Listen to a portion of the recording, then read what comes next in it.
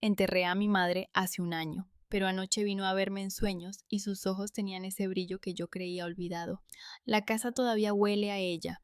No es su perfume, ese se evaporó hace meses de las almohadas y los armarios, sino algo más profundo, el olor del jabón de glicerina que usaba para lavar los platos, el aroma fantasma del café que preparaba cada mañana a las 6, el rastro invisible de sus pasos descalzos sobre las baldosas frías del pasillo.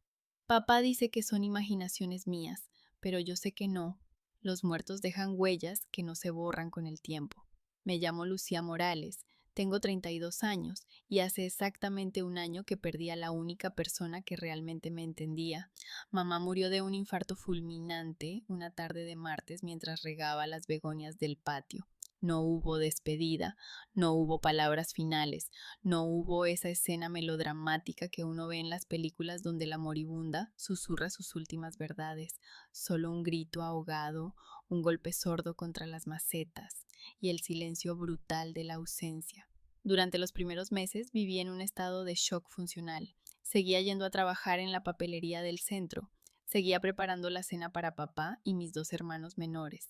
Seguía sonriendo cuando correspondía y llorando cuando nadie miraba. La vida continuaba, como siempre continúa, indiferente al dolor de los que quedamos atrás, pero algo dentro de mí se había apagado. Era como si mamá se hubiera llevado consigo un pedazo de mi capacidad de sentir plenamente las cosas. Mis hermanos, Carlos y Andrés, procesaron el duelo de manera distinta. Carlos, el del medio, se refugió en el trabajo y en su novia Martina, construyendo una barrera de normalidad forzada. Andrés, el menor, se volvió más silencioso, más ausente, como si parte de él también hubiera decidido irse con mamá. Papá simplemente envejeció 10 años en una semana. Su pelo se volvió completamente blanco, sus hombros se encorvaron y sus ojos adquirieron esa mirada perdida de quien ha dejado de buscar el sentido a las cosas. Yo me convertí en la guardiana de su memoria, mantuve sus plantas vivas, aunque no heredé su talento para la jardinería, guardé sus recetas escritas a mano en ese cuaderno amarillento que ella tanto quería. Conservé sus libros de poesía, Neruda, Storni, Benedetti, con las esquinas dobladas en sus versos favoritos. Me parecía importante que algo de ella permaneciera tangible, real, no solo un nombre en una lápida del cementerio municipal. Pero la verdad es que el duelo es una mentirosa. Te dice que el tiempo cura, que poco a poco el dolor se vuelve manejable, que aprenderás a vivir con el vacío. Y tal vez sea cierto para algunas personas. Para mí, lo que el tiempo trajo fue una especie de entumecimiento, una aceptación resignada de que mamá ya no estaba y nunca volvería a estar. Dejé de llorar todas las noches, dejé de ver su rostro en cada mujer de pelo canoso que pasaba por la calle. Dejé de marcar su número de teléfono solo para escuchar su voz en el contestador. Y justo cuando pensé que finalmente había alcanzado algún tipo de paz, justo cuando creí que podía cerrar ese capítulo y seguir adelante, todo cambió. Fue una noche de miércoles, sin nada especial que la distinguiera de cualquier otra. Cené sola en mi pequeño apartamento, una tortilla francesa y pan tostado. Vi una serie mediocre en Netflix, me lavé los dientes y me metí en la cama con esa mezcla de cansancio y vacío que se había vuelto mi estado natural. No pensé en mamá más de lo habitual, no tuve ningún presentimiento, no hubo señales en el cielo ni extrañas coincidencias que me prepararan para lo que vendría. Me dormí, como siempre, con el ventilador zumbando en la esquina y el ruido del tráfico nocturno filtrándose por la ventana. Y entonces ella vino. El sueño no comenzó como un sueño, comenzó como un recuerdo. Estaba en la cocina de la casa de mi infancia, esa cocina de azulejos azules y muebles de madera oscura donde pasamos tantas tardes haciendo la tarea mientras mamá cocinaba. La luz entraba por la ventana con esa calidad dorada y espesa de las 6 de la tarde y olía a sofrito y a pan recién hecho. Todo era exactamente como lo recordaba, hasta el calendario del banco colgado en la pared con las fechas marcadas en rojo. Mamá estaba junto a la estufa, de espaldas a mí, revolviendo algo en una olla. Llevaba su delantal floreado. el que le regalé un día de la madre hace años y que después encontramos doblado en el cajón de su cómoda, guardado como si fuera demasiado bonito para usarlo a diario. Su pelo gris estaba recogido en una coleta baja y canturreaba algo en voz baja, una de esas canciones viejas de Violeta Parra que tanto le gustaban. Mamá, dije, y mi voz sonó pequeña, infantil, como si tuviera otra vez 8 años. Ella se giró, y fue entonces cuando supe con absoluta certeza que esto no era un recuerdo, era algo más. Sus ojos me miraron con una intensidad que atravesaba. No estaba sonriendo, pero tampoco parecía triste. Había en su rostro una especie de urgencia contenida, como si tuviera algo importante que decir y poco tiempo para decirlo. Lucía, mi amor, dijo, y su voz era exactamente como la recordaba, cálida y firme. Necesito que me escuches bien porque no voy a poder repetirlo. Me acerqué a ella, sintiendo que mis piernas apenas me sostenían. Quería abrazarla, hundir mi cara en su hombro como hacía cuando era niña, pero algo en su postura me detuvo. Esto no era una visita social, esto era una misión. ¿Qué pasa, mamá? Susurré. Ella dejó la cuchara de madera sobre la encimera y me tomó las manos. Sus dedos estaban tibios, reales, y pude sentir los callos de tantos años de trabajo, las venas marcadas, el anillo de matrimonio que nunca se quitó. Tenés que encontrar la caja verde, dijo, mirándome directamente a los ojos. La que está en el altillo del cuarto de atrás, la que papá no sabe que existe. Mi corazón comenzó a latir más rápido. ¿Qué caja? Mamá, yo no... Escúchame, Lucía. Su tono se volvió más firme, casi desesperado. En esa caja está todo lo que necesitas saber, todo lo que nunca pude contarte, pero tenés que encontrar la voz. No le digas nada a tu padre, no todavía. Primero tenés que ver lo que hay adentro. ¿Qué hay adentro? Pregunté, sintiendo que el miedo comenzaba a trepar por mi garganta. Mamá, ¿de qué estás hablando? Ella apretó mis manos con más fuerza. Hay cosas que hice, decisiones que tomé. Su voz se quebró por primera vez. No soy la persona que ustedes creen que soy. O tal vez sí lo soy, pero también soy alguien más, alguien que existió antes de ser su madre. La cocina comenzó a desdibujarse en los bordes, como si la realidad del sueño empezara a desmoronarse. No, espera, supliqué. Mamá, no te vayas, explícame. ¿Qué hay en esa caja? La verdad, dijo simplemente. Mi verdad. Y cuando la encuentres vas a tener que decidir qué hacer con ella. Pero recordá que te quiero, Lucía. Pase lo que pase, todo lo que hice fue por amor. La luz se volvió demasiado brillante y su figura comenzó a disolverse como humo. Mamá, encontrá la caja. Fueron sus últimas palabras, apenas un susurro que se perdió en el aire. Y perdóname.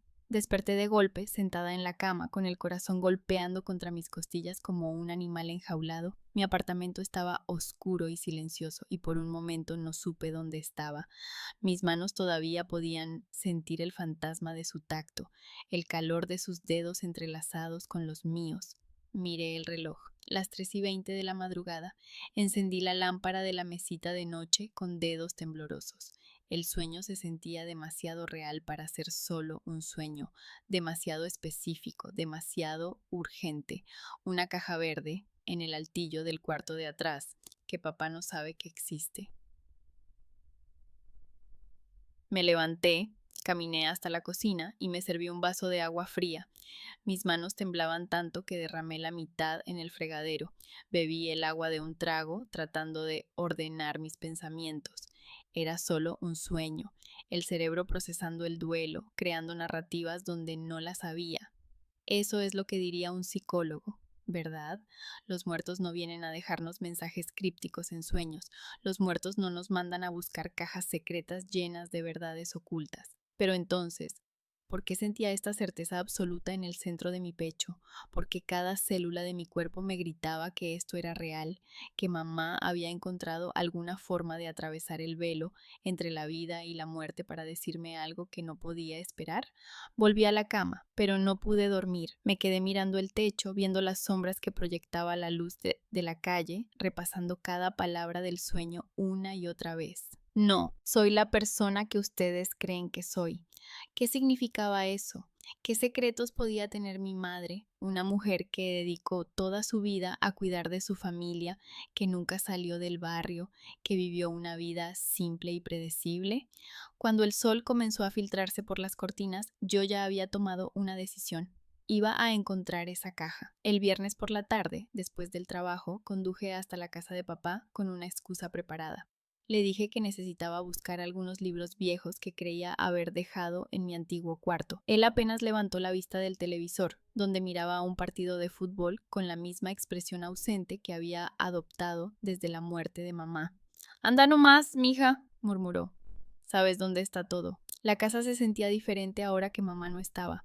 Más fría, más vacía, como si los muebles y las paredes supieran que faltaba la persona que les daba sentido. Papá no había cambiado nada, todo seguía en su lugar. Los manteles bordados que ella hizo, sus plantas medio muertas en el patio, sus zapatillas junto a la puerta del baño. Subí las escaleras tratando de no hacer ruido, aunque no sabía muy bien por qué me sentía como una intrusa en la casa donde crecí. El cuarto de atrás, el que usábamos como depósito, estaba al final del pasillo, con su puerta de madera pintada de blanco descascarándose en las esquinas. Abrí la puerta y el olor a humedad y a cosas olvidadas me golpeó en la cara. Cajas de cartón apiladas contra las paredes, bolsas de ropa que mamá iba a donar algún día, muebles viejos cubiertos con sábanas polvorientas. El altillo era una trampilla en el techo, con una cuerda colgando para abrirlo. Arrastré una silla, me subí con cuidado y tiré de la cuerda. La escalera plegable descendió con un chirrido oxidado que me puso los pelos de punta. Miré hacia el pasillo, esperando oír los pasos de papá, pero solo había silencio. Subí despacio, peldaño por peldaño, y asomé la cabeza al altillo. La luz que entraba por una pequeña ventana redonda apenas iluminaba el espacio, pero alcanzaba para ver más cajas, más trastos, más décadas de vida acumulada. Y allí, en la esquina más alejada, medio oculta detrás de una pila de mantas viejas, había una caja de metal pintada de verde. Mi respiración se detuvo. Era exactamente como en el sueño, del tamaño de una caja de zapatos, con la pintura descascarada en los bordes, cerrada con un candado pequeño pero sólido. Trepé completamente al altillo, gateando sobre las vigas de madera para no atravesar el yeso del techo. Cuando llegué a la caja, la tomé con manos temblorosas. Pesaba más de lo que esperaba. Dentro había algo, tal vez varios objetos, que se movieron ligeramente cuando la levanté. El candado era viejo pero resistente. No había llave a la vista. Bajé del altillo con la caja apretada contra mi pecho. Volví a subir la escalera y salí del cuarto lo más rápido que pude. Papá seguía en el sofá, hipnotizado por el partido. Me asomé apenas desde el pasillo. Ya encontré lo que buscaba, papá, dije, manteniendo la caja fuera de su vista. Me voy a casa. Dale, mija. Vení más seguido, ¿sí? La casa está muy sola. Su voz sonaba tan cansada, tan frágil, que por un momento sentí una punzada de culpa, pero la caja en mis manos pesaba como un secreto que no podía compartir. Todavía no. Prometido, mentí, y me fui antes de que pudiera verme la cara. En el auto, con la caja en el asiento del acompañante, me quedé sentada varios minutos antes de arrancar. La miraba como si fuera una bomba a punto de explotar. Dentro de ese pedazo de metal pintado de verde estaban las respuestas que mamá quería que encontrara.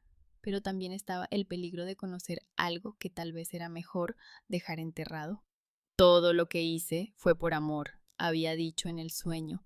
¿Qué clase de cosas se hacen por amor que necesitan ser ocultadas en cajas secretas? Arranqué el auto y conduje a casa con las manos apretadas al volante, sintiendo que acababa de cruzar una línea invisible. El sábado por la mañana fui a 3 ferreterías diferentes antes de encontrar una que tuviera un cerrajero disponible. No quería llevar la caja a ninguna porque no sabía qué iba a encontrar adentro, así que compré un juego de ganzúas y 2 horas de tutoriales de YouTube me convencieron de que forzar un candado viejo no era tan difícil como parecía en las películas. Me equivoqué. Después de 45 minutos de frustración, con los dedos doloridos y el candado todavía intacto, hice algo impulsivo. Lo golpeé con un martillo hasta que se rompió. El sonido del metal cediendo resonó en mi apartamento como un disparo. Me quedé paralizada, jadeando, con el martillo todavía en la mano, mirando la caja ahora abierta sobre la mesa de la cocina. Dentro había un pasaporte viejo, varios sobres de papel amarillento atados con una cinta roja, un fajo de fotografías en blanco y negro y un cuaderno de tapa dura con las esquinas gastadas. Tomé el pasaporte primero. Mis manos temblaban tanto que casi lo dejó caer. Lo abrí. La fotografía era de mamá, pero una mamá que yo nunca había conocido. Tendría 20 y tantos años, el pelo largo y oscuro, los ojos mirando directamente a la cámara con una intensidad que nunca le vi en la mujer que crió 3 hijos y cocinaba guisos los domingos. Pero lo que me dejó sin aliento no fue la foto, fue el nombre. El pasaporte no decía Mercedes Morales, decía Elena Vidal.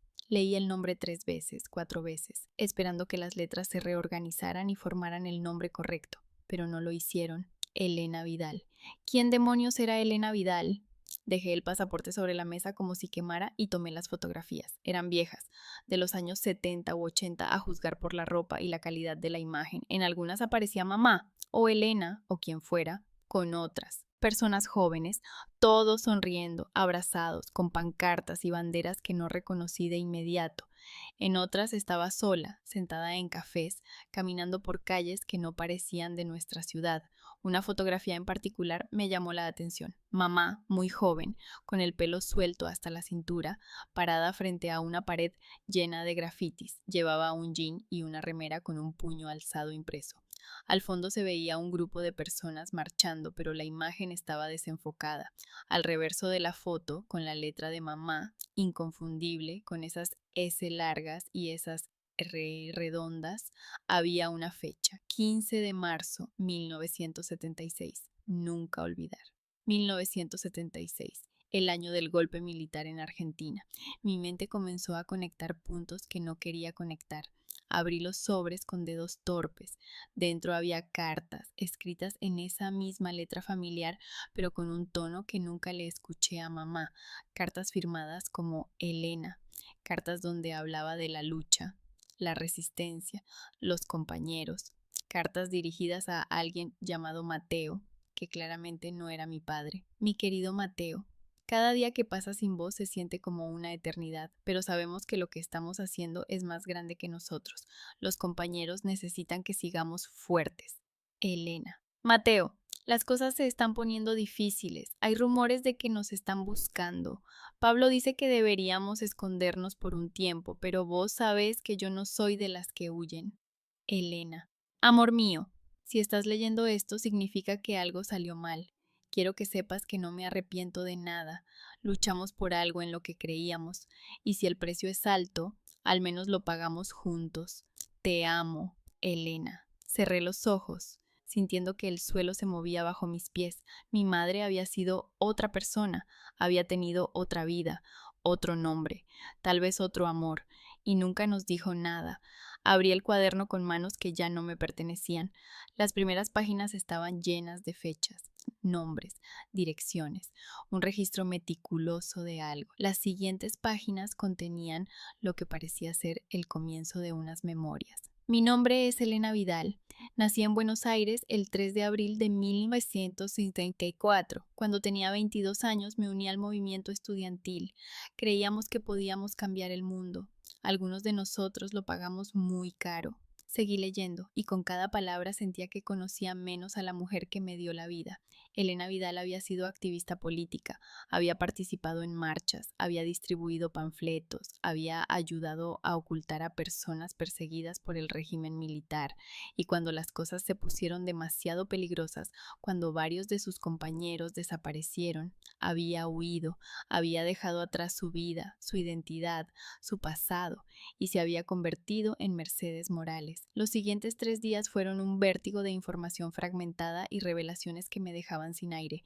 No fui a trabajar. Llamé diciendo que estaba enferma, lo cual no era del todo mentira. Me sentía enferma, física y emocionalmente enferma, como si todo lo que creía saber sobre mi vida hubiera sido una mentira cuidadosamente construida. El cuaderno era un diario, pero también un documento histórico. Mamá Elena, había escrito todo lo que recordaba de esos años, los nombres de sus compañeros, las acciones en las que participaron, los amigos que desaparecieron, la noche en que decidió que tenía que irse si quería sobrevivir. Había un nombre que aparecía constantemente: Mateo Sánchez. Mateo era todo para mí, no solo mi compañero de lucha, sino mi compañero de vida. Hablábamos de casarnos cuando todo terminara, de tener hijos, de construir el mundo nuevo por el que luchábamos, pero los militares se lo llevaron una noche de julio. Nunca lo volví a ver. Leí esas palabras una y otra vez, sintiendo una mezcla de dolor y traición que no sabía cómo procesar. Mi madre había amado a otro hombre antes que a mi padre. Había tenido una vida entera que nunca compartió con nosotros. Necesitaba saber más. Necesitaba entender. Busqué en Google: Mateo Sánchez, desaparecido, dictadura argentina 1976. Lo que encontré me heló la sangre. Había varios Mateo Sánchez listados en las bases de datos de desaparecidos durante la dictadura militar. Uno de ellos, nacido en 1953, estudiante de sociología, detenido en julio de 1976 y nunca vuelto a ver. La fotografía del archivo era pequeña y borrosa, pero alcanzaba para ver a un joven de pelo oscuro, sonrisa amplia, ojos intensos. Miré las fotografías de la caja y encontré una donde mamá estaba abrazada a un hombre, el mismo hombre de la foto del archivo. Mateo Sánchez había existido y había desaparecido, como 30.000 otras personas, en la oscuridad de ese periodo horrible de la historia argentina. Mi madre había escapado, había huido a otro país, probablemente Uruguay primero, luego Paraguay, según lo que leí en el cuaderno. Había conseguido documentos falsos, se había convertido en Mercedes y eventualmente había llegado a nuestra ciudad, donde conoció a papá, se casó, tuvo 3 hijos y construyó una vida normal sobre las ruinas de Elena Vidal. ¿Papá sabía algo de esto? ¿Mis hermanos? ¿O yo era la única que cargaba ahora con este secreto? Pero había algo más en el cuaderno. En las últimas páginas, escritas con una letra más temblorosa, probablemente en los últimos años de su vida, mamá había dejado una especie de testamento. Si alguno de mis hijos está leyendo esto, especialmente mi Lucía, que siempre fue la más curiosa, quiero que sepan que no me arrepiento. Hice lo que tenía que hacer para sobrevivir, pero hay algo que nunca pude resolver. Hay una persona que me ayudó a escapar, una mujer llamada Rosa Paredes. Le prometí que si algún día era seguro, volvería a buscarla, o al menos le haría saber que estaba bien. Nunca cumplí esa promesa. La dirección que tengo de ella es vieja, probablemente ya no sirve, pero si pueden, si tienen la oportunidad, díganle que Mercedes, que Elena, nunca la olvidó y que lo siento. Al final de la página había una dirección en Buenos Aires y un nombre: Rosa Paredes. Cerré el cuaderno y me quedé mirando la pared de mi apartamento durante lo que parecieron horas. Mamá no solo quería que encontrara la caja, quería que terminara lo que ella no pudo, quería que cumpliera su promesa. Durante 2 días más, la caja verde y todo su contenido estuvieron sobre mi mesa de la cocina, como un altar de verdades dolorosas. No podía dejar de mirar las fotografías, releer las cartas, buscar entre líneas alguna explicación que hiciera todo esto más fácil de procesar, pero no la había. Mi madre había sido una mentira, ¿o no? Tal vez Mercedes era la verdad y Elena era el pasado, o tal vez ambas eran reales, 2 versiones de la misma persona separadas por el trauma y la necesidad de sobrevivir. Pensé en llamar a Carlos y Andrés, en contarles todo, pero cada vez que tomaba el teléfono recordaba las palabras de mamá en el sueño: no le digas nada a tu padre, no todavía. Si no podía decirle a papá, tampoco podía decirles a mis hermanos, no sin entender primero la magnitud completa de lo que había descubierto.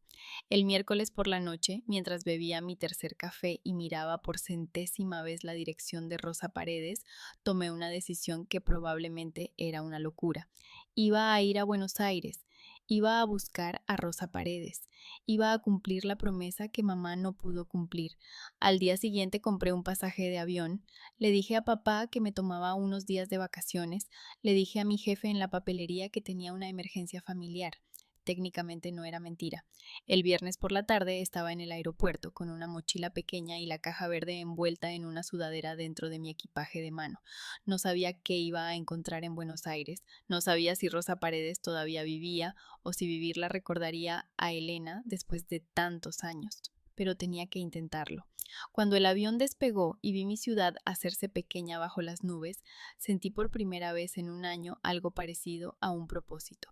Mamá me había dejado esta misión, y aunque no entendiera por completo por qué, iba a llevarla hasta el final. Buenos Aires era exactamente como la había imaginado y completamente diferente al mismo tiempo. Las calles anchas, los edificios antiguos, el ruido constante del tráfico y las voces. Había algo en el aire de esa ciudad que se sentía cargado de historia, de memorias que no se podían borrar por completo. Tomé un taxi desde el aeropuerto hasta el barrio donde supuestamente vivía, o había vivido, Rosa Paredes. La dirección del cuaderno me llevó a una zona de clase media, con edificios de departamentos de ladrillo rojo y árboles frondosos en las veredas. El número 847 era un edificio de 4 pisos con una puerta de entrada de vidrio esmerilado. No había portero eléctrico, así que empujé la puerta, que estaba abierta, y entré a un hall pequeño con buzones oxidados en la pared. Busqué el apellido Paredes en los buzones. No estaba.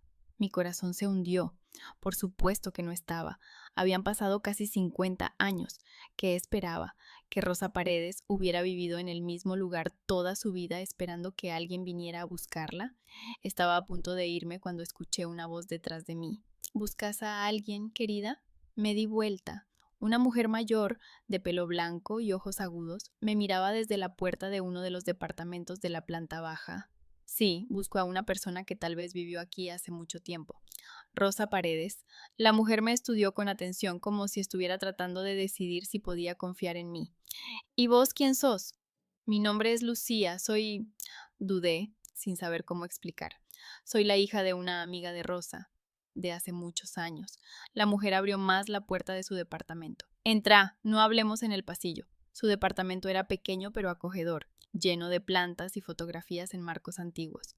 Me ofreció té y me senté en un sofá que olía a lavanda. Rosa Paredes vivió en el cuarto piso durante 30 años, dijo la mujer, cuyo nombre era Isabel.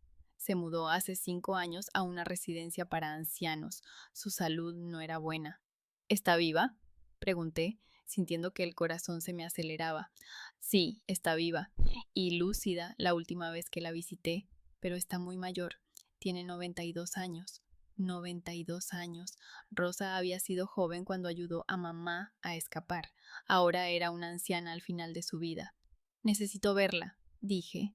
Tengo algo que ella necesita saber. Isabel me miró durante un largo momento y luego asintió. Te voy a dar la dirección de la residencia, pero Lucía hizo una pausa. Rosa sufrió mucho en aquellos años. Si venís a traerle más dolor, mejor no vayas. No vengo a traerle dolor, dije suavemente. Vengo a traerle paz, o al menos a intentarlo. Me dio la dirección escrita en un papel, y antes de irme me detuvo en la puerta. ¿Cómo se llamaba tu madre? La amiga de Rosa. Elena, dije, usando por primera vez ese nombre en voz alta. Elena Vidal. Los ojos de Isabel se llenaron de lágrimas repentinas. Dios mío. Elena. Pensamos que estaba muerta, todos pensamos que estaba muerta. La residencia San Martín estaba en las afueras de la ciudad, un edificio moderno rodeado de jardines. El personal fue amable pero cauteloso cuando pedí ver a Rosa Paredes. Les dije que era familiar lejano, otra mentira que se sumaba a la colección que había acumulado en estos días. Me llevaron a una sala común donde varios ancianos pasaban la tarde viendo televisión o jugando a las cartas. Rosa estaba sentada junto a una ventana, mirando hacia el jardín. Era pequeña, delgada, con el pelo completamente blanco recogido en un moño. Tenía las manos cruzadas sobre el regazo y una expresión serena en el rostro surcado de arrugas. ¿Rosa Paredes? Dije suavemente, acercándome. Ella giró la cabeza y me miró con ojos que debieron haber sido verdes en su juventud, pero que ahora eran de un color indefinido, gastados por los años. Sí, soy yo. ¿Nos conocemos? Me senté en la silla junto a ella, con la caja verde sobre mis rodillas. No, no nos conocemos, pero usted conoció a mi madre. Hace mucho tiempo. Se llamaba Elena Vidal. El cambio en su rostro fue instantáneo, sus ojos se abrieron, su boca formó una O silenciosa y sus manos comenzaron a temblar. Elena, susurró. ¿Elena está viva? Negué con la cabeza, sintiendo el nudo familiar en la garganta. Murió hace un año, pero antes de morir me dejó un mensaje. Me pidió que la buscara, que le dijera que nunca la olvidó y que lo sentía. Las lágrimas corrieron por las mejillas de Rosa sin que ella hiciera ningún esfuerzo por detenerlas.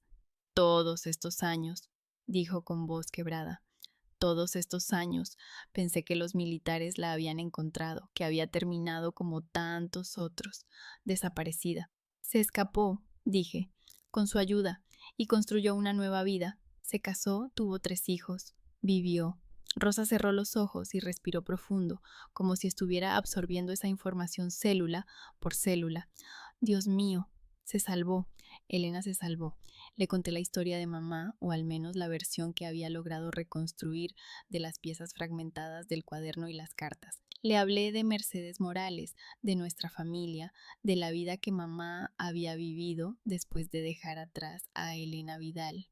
Rosa escuchó en silencio, secándose las lágrimas de vez en cuando. Ella era tan valiente, dijo finalmente, tan increíblemente valiente. Cuando la conocí, acababa de perder a Mateo, estaba destrozada, pero se negaba a rendirse. Yo la ayudé a conseguir los documentos falsos, a salir del país. Fue lo menos que pude hacer. Tantos de nuestros compañeros no tuvieron esa oportunidad. ¿Puede contarme sobre ella? Pregunté. Sobre la Elena que usted conoció. Necesito entender quién era mi madre antes de ser mi madre. Y Rosa habló. Me contó sobre la Elena joven, apasionada, que creía fervientemente en la justicia social. Me contó sobre las reuniones clandestinas, los panfletos que distribuían en la universidad, las manifestaciones. Me contó sobre Mateo, sobre el amor devastador entre ellos, sobre la noche en que se lo llevaron y Elena quedó sola, enfrentando un mundo que se desmoronaba. Después de que Mateo desapareció, Elena cambió, dijo Rosa. Seguía luchando, pero había algo roto en ella. Tenía miedo, pero no por ella misma. Tenía miedo de que su muerte no significara nada, de que todo por lo que luchábamos se perdiera en el olvido. ¿Por qué nunca volvió? Pregunté. ¿Por qué nunca intentó contactar a nadie de su vida anterior? Rosa suspiró. Porque no era seguro. Durante años, durante décadas, no fue seguro. Los militares cayeron, pero muchos de los que participaron en la represión nunca fueron juzgados. Elena tenía demasiado miedo de que su pasado la alcanzara. Y más importante aún, tenía miedo de poner en peligro a la nueva familia que había construido. A ustedes. Entendí entonces. Mamá no había guardado silencio por cobardía o por vergüenza. Lo había hecho para protegernos, para que nunca tuviéramos que cargar con el peso de su pasado. Pero ahora ese peso era mío. Hay algo más, dije, y le entregué la caja verde. Ella dejó esto, su historia, sus memorias. Pensé que usted debería tenerla, o al menos verla. Rosa abrió la caja con manos temblorosas y sacó el contenido pieza por pieza. Las fotografías le arrancaron sollozos, las cartas la hicieron sonreír a través de las lágrimas, el cuaderno lo sostuvo como si fuera un objeto sagrado. Esto es importante, dijo finalmente. Esta historia necesita ser contada. Las nuevas generaciones necesitan saber lo que pasó, lo que algunos de nosotros sacrificamos. ¿Qué debería hacer con esto? Pregunté. Rosa me devolvió la caja. Es tu historia ahora, Lucía. Tu madre te la dejó a vos por una razón. Lo que hagas con ella es tu decisión. Pero por favor, no la dejes morir con nosotros.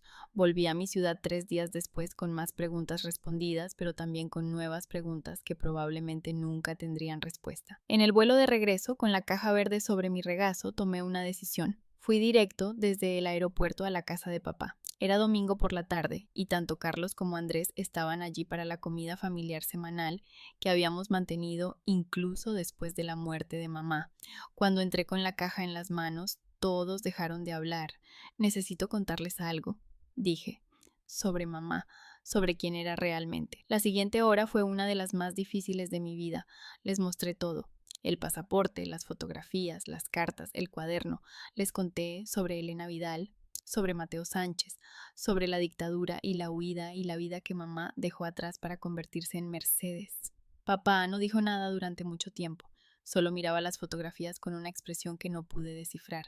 Carlos estaba furioso, paseándose de un lado a otro de la sala, preguntando una y otra vez cómo pudo mamá mentirles toda su vida.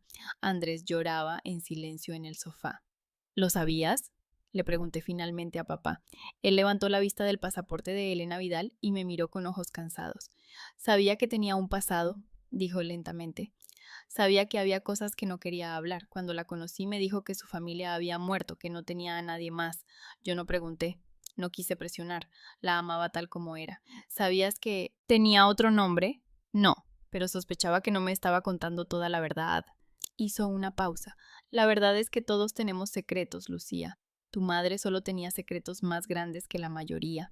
¿Y no te importa?, estalló Carlos. ¿No te importa que nos mintiera durante 30 años? Ella no nos mintió sobre lo importante, dijo papá con firmeza. Nos amaba, nos cuidó, nos crió. Eso era real.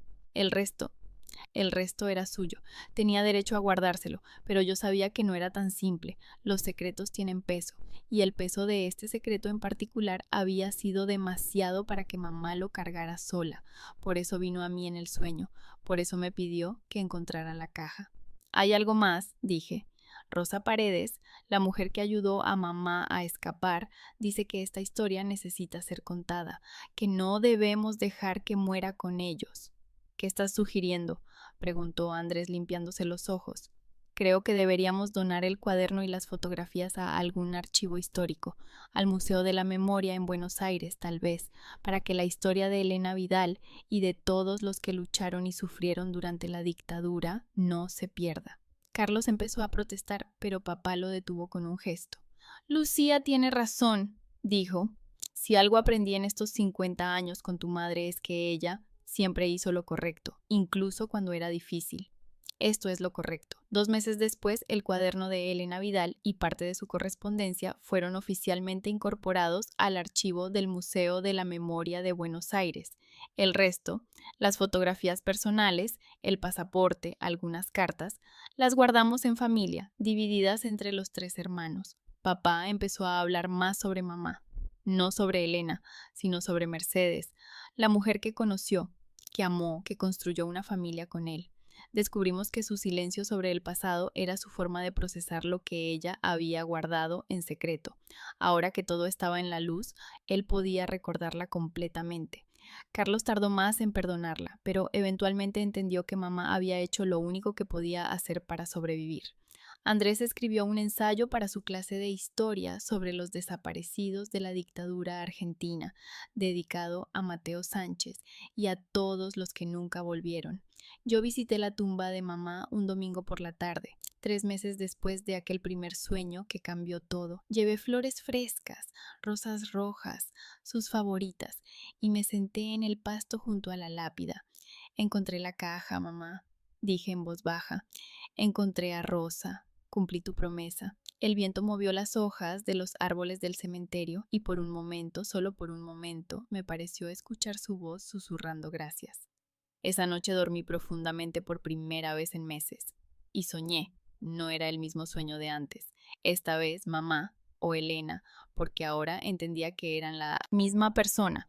Estaba sentada en un jardín lleno de sol. No dijo nada, solo me miró con esa expresión de amor puro que recordaba de mi infancia, y asintió una vez, como diciendo, lo hiciste bien, mi amor. Cuando desperté, las lágrimas corrían por mi rostro, pero no eran lágrimas de tristeza, eran lágrimas de liberación.